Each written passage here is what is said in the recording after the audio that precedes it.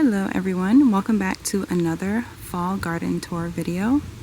In this video I'm going to show you other parts of the garden that I didn't get to put in the first part of the video because I didn't want it to be too long. So without further ado, let's get right into it. So we'll start here in this strip all the way down. I have mostly peppermint and it's looking really good because the weather is cooling down. And so the peppermint has come back strong and is looking great. So definitely could be harvested at this stage, and it's spreading quite a lot.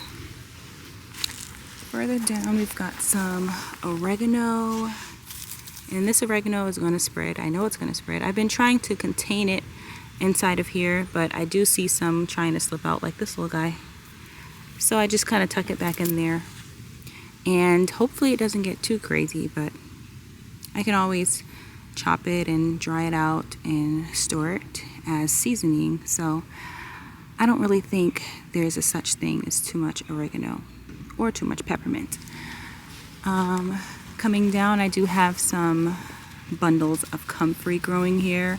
I just love growing this. It's beautiful. I love how it looks aesthetically. And it also, as I mentioned in my other video, it has very deep tap roots, and so it mines nutrients out of the soil, and in turn it helps to distribute those nutrients to all of the plants surrounding it. So I really enjoy growing comfrey, and I also love to use it to make herbal medicine. So there's the comfrey. Further down, got more peppermint growing. This whole area is really designated to peppermint, so I would be totally happy if this peppermint takes up this entire strip here. It's kind of what I want it to do, and believe it or not, this actually started from a little stem that was about that big, and it was dormant, so it didn't even have any leaves on it, and I just put it in the ground and it wintered, and then when spring came, it popped up and it literally has spread to this. This is all from one tiny piece of peppermint stem that was just dormant. Isn't that amazing? So just to give you an idea of how big it can get and how much it can expand. So if you plant peppermint in your yard, you might want to put it into a pot unless you don't mind having tons of peppermint that gets bigger and bigger every year. Here, oh wow, this is actually a artichoke, and I had 3 other ones and they didn't make it, but this one is coming back, so that would be really cool if it actually stays and is able to establish roots. I don't know if it's perennial, but it's growing and it's looking great. So that's pretty much what's on this strip here. More comfrey, more peppermints. And coming down to this side, this is where I previously had watermelons growing in this whole patch here. Next season, I'm definitely going to make this area, this entire area, my herb garden. So I already started cover cropping on this end because this soil, oh wow, look at these. Beautiful cosmos flowers. Oh my gosh, they're so gorgeous. These seeds must have spread from somewhere else in the garden because I never planted any cosmos here. I planted them in other parts of the garden. They're so beautiful. But yeah, this is where I started cover cropping, and then next time we're due for a rain, I'm going to cover crop the other end and just have them all germinate just to loosen up the soil and get it ready for becoming a beautiful medicinal herbal garden. Moving down here, here's my jalapenos. I picked most of the red jalapenos off. These plants are clearly kind of at the end of their life cycle, so I'm letting them all turn red before I harvest them, and they look amazing. And then behind it are eggplants. As you can see, got one there and there's another one here.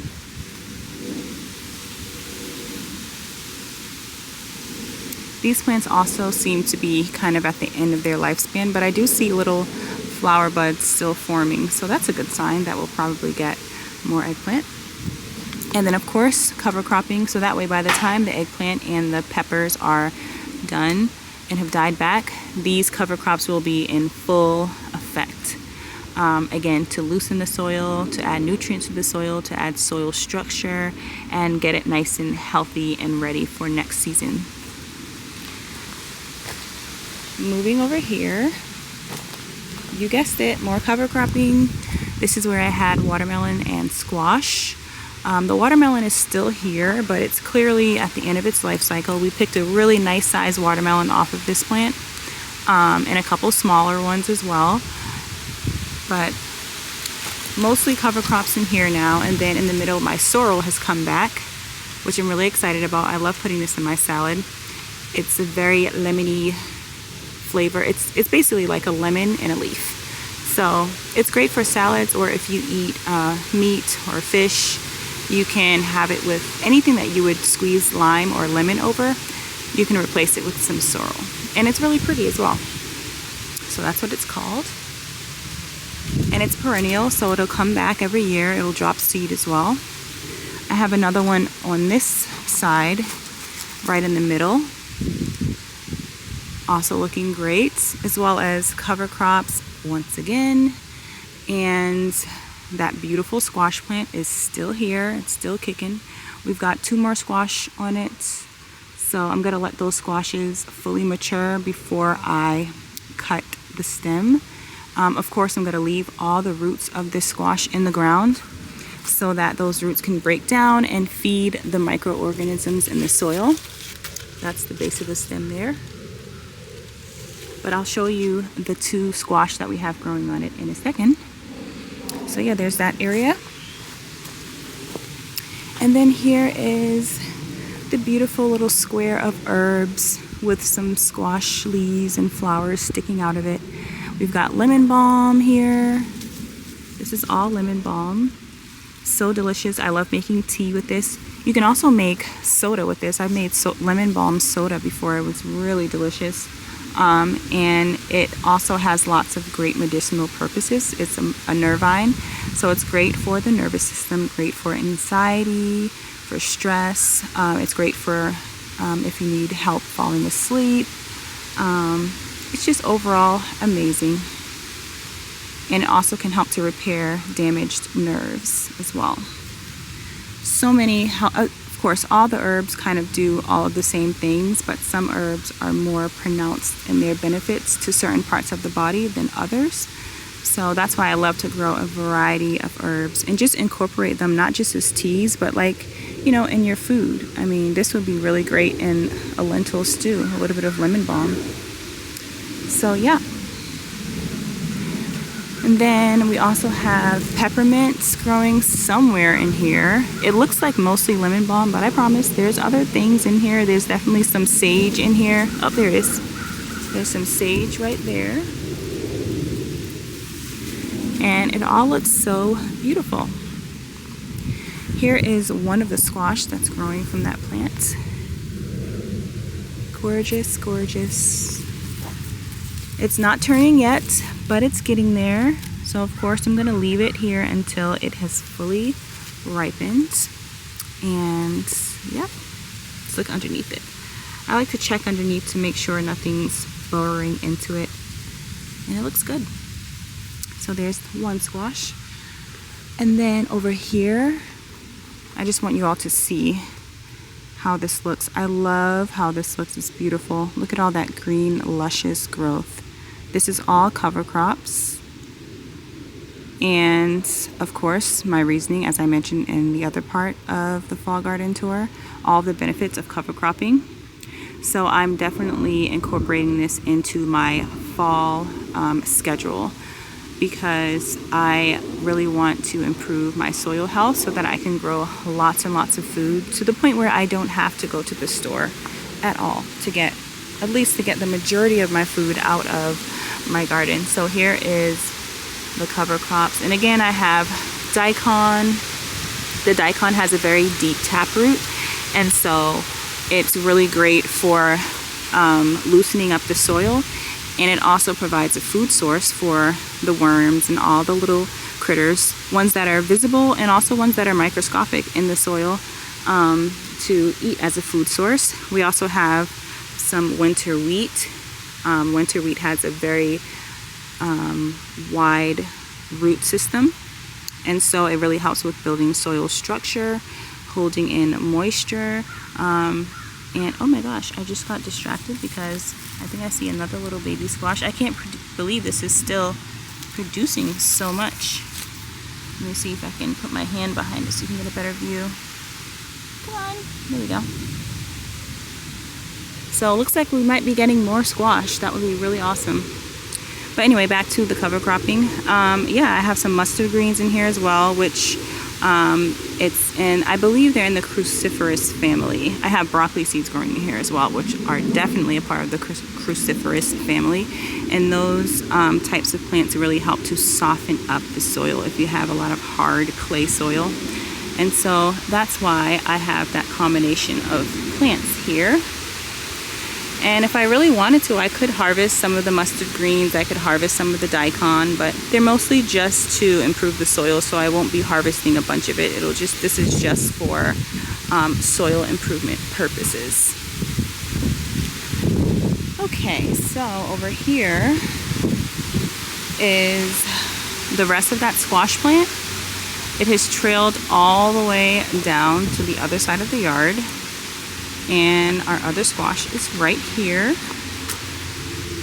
even bigger than the other one I showed you, and it looks amazing.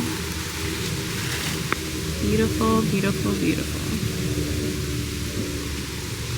So this is a Long Island cheese squash,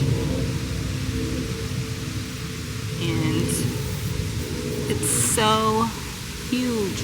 I can't wait for it to turn. Really excited for that. Put this back over it. I don't think anything will bother it at this point because the skin is pretty hard, but you can never be too safe. And then back here is where I previously had a compost pile going, but I decided to throw cover crops here and let it be an area where I grow more of the larger crops such as squash, zucchini, that require more nutrients. So that's why I wanted to definitely cover crop to kind of increase the amount of nutrients that I'm going to be getting, that the plants will be getting. And so they're looking really great. Once you throw the seeds in here and you water them, you really don't have to do much. It's kind of survival of the fittest when it comes to cover cropping, which is great. You don't have to baby it. And you just throw enough seeds in there where enough will survive that it'll cover the whole surface area and do what it's supposed to do. To the left, or to the right of that rather, is more basil. That's pretty much at the end of its stage. As you can see, we have some seed pods that have formed and look fully complete, and they probably are going to drop down and reseed themselves in the soil next year, which will be fine. I also have some eggplant that's growing here, looking great. So I'm just keeping this here and letting it continue to grow for as long as it will until it gets too cold. We are getting temperatures in the 50s now during the nights, so I don't know how much longer these plants will last, but they're definitely still pumping, so I'm going to keep them all here. Over on this side, more cover crops on this side, and then in the middle is the asparagus. As you can see, the asparagus is beautifully ferned out and is performing photosynthesis, and all of those nutrients will be stored in the roots all winter so that it'll come back in the spring. And it's also turning brown, which is a good sign. Once they all turn fully brown like this, I'm going to chop them at the base, and then I'm going to just cover it with a little bit, maybe a little bit of wood chips or leaves, and the root system, or the crown, of all of these asparagus plants are going to stay alive all winter, and then they'll pop back up in the spring, and by April I should have asparagus that I can actually pick and eat. And I hope you all can hear me because it's very, very windy outside. It's a beautiful fall day. And also, these little berries here, I've been plucking these off. So if you have a female asparagus plant, they'll have these little berries that form on the ferns.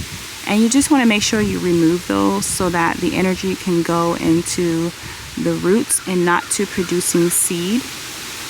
So I've plucked a lot of them off, and as I see more coming, I've just been keeping an eye on it. Like, I think these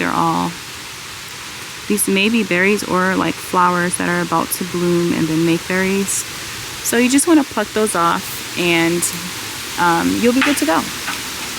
So really, I'm just waiting on it all to turn fully brown so that I can chop it down.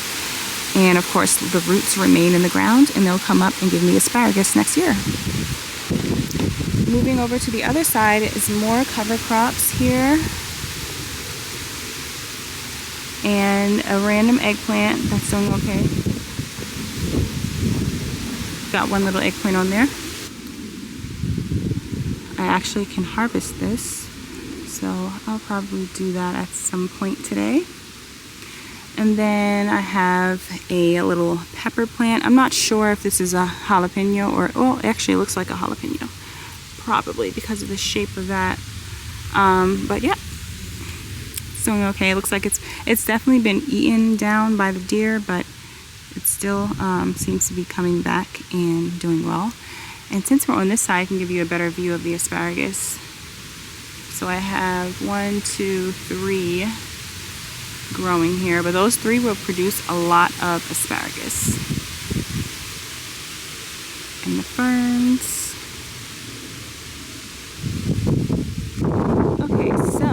And also there's some self-seeded cilantro that's coming up here. I love cilantro. Oh, you know what? This could also be curly parsley. It kind of looks like curly parsley, which is also fine. But it could also be cilantro. I could taste it, but I'm fasting right now, so I can't do that. But this looks amazing. Beautiful. Love to see it. And then right across here is the beautiful arboretum.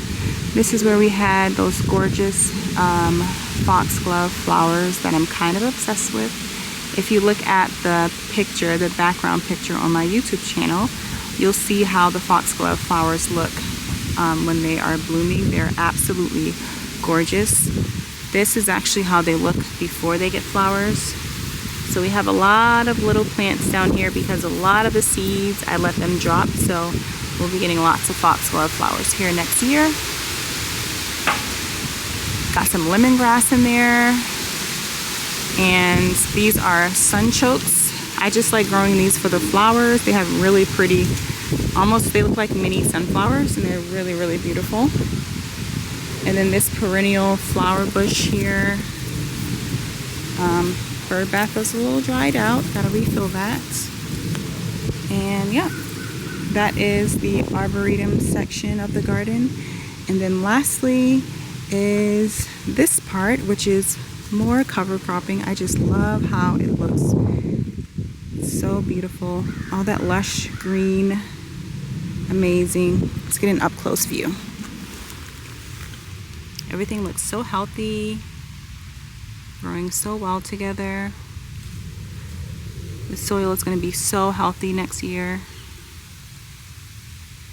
And right now, there's photosynthesis going on. There's sugars being produced in the leaves, and all of those sugars, when the winter comes and the green dies back, all of those sugars and nutrients are going to be pushed down into the roots of these plants, stored in the roots all winter, and then they will be released as they get eaten by the bugs and the insects and the microorganisms in the soil.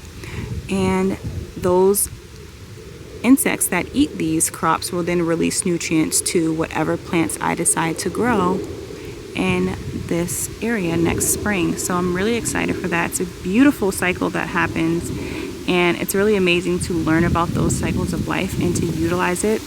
to be able to grow healthy and nutritious food more naturally without disturbing the soil. That's why I love cover cropping. This area here on the left, I'm going to make also a flower garden / herb garden. There's already some stevia growing here. Stevia is a sweet herb.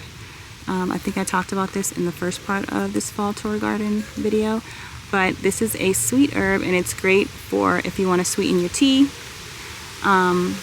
And also it is actually really good for the gut as well. This is not the synthetic stevia that you find in the store. That's like a white powder.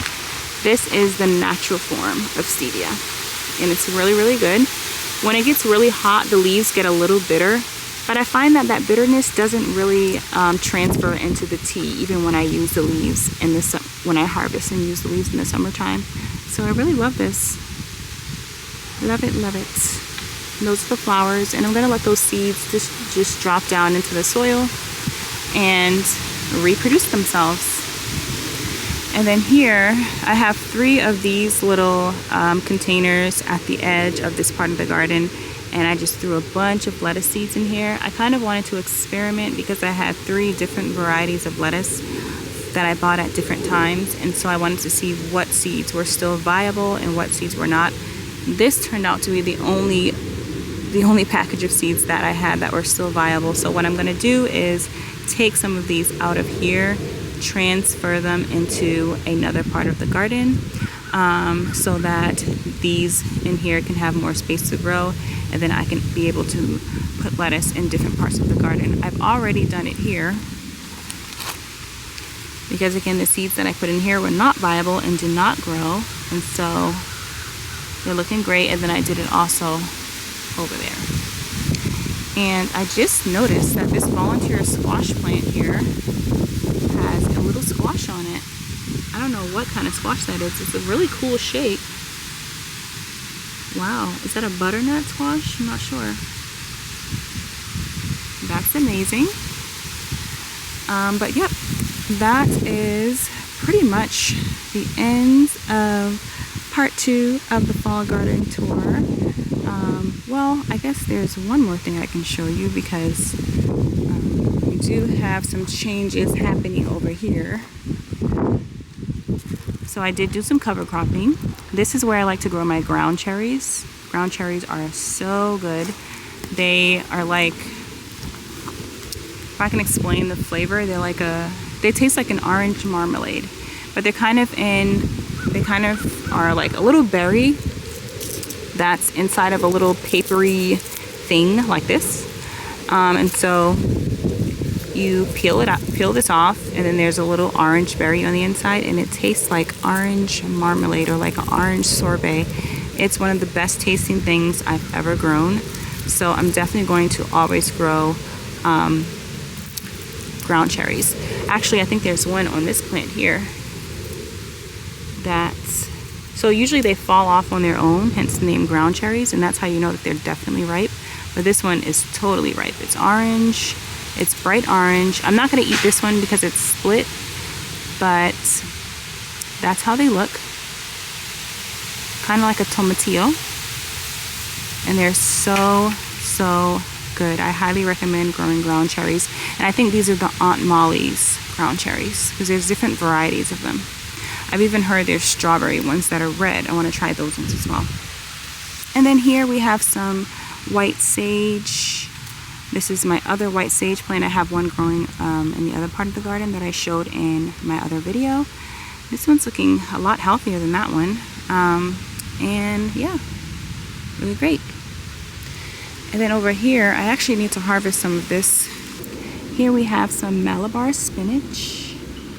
Looking amazing, trailing all the way up this trellis, and it's growing these little berries on it, which allegedly are edible, but they also have seeds in them. So I guess if I were to let them stay on and like maybe they dry out, or I've never seen this process happen, but I do know that they do. The seeds are inside of here, but these are also edible.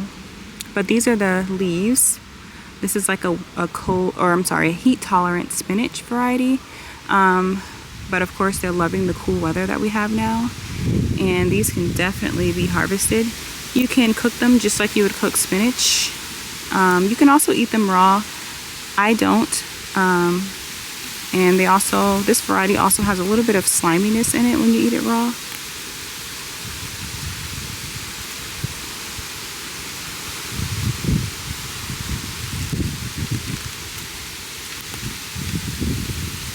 I love the venation on these leaves, it's so pretty. But yeah, you want to pick like the larger leaves, and then it gives space for other leaves to grow.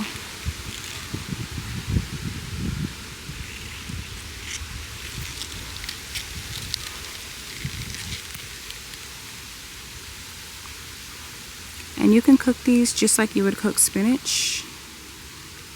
They're made, you can steam it or you can saute it. Really delicious. So there's the Malabar spinach. Oops. And also this is the random asparagus that started to grow here. So I'm letting it stay. I don't know if I'll be able to harvest from this next year, but that's okay because that other patch that I showed you earlier is definitely can be harvested from next spring. So really excited about that, and I'm going to just let this one do its thing. Looking great. And yes, that concludes this garden tour. I hope you all enjoyed. Thank you so much for tuning in and for watching. And until next time, have an amazing and blessed day, and I'll see you in the next video.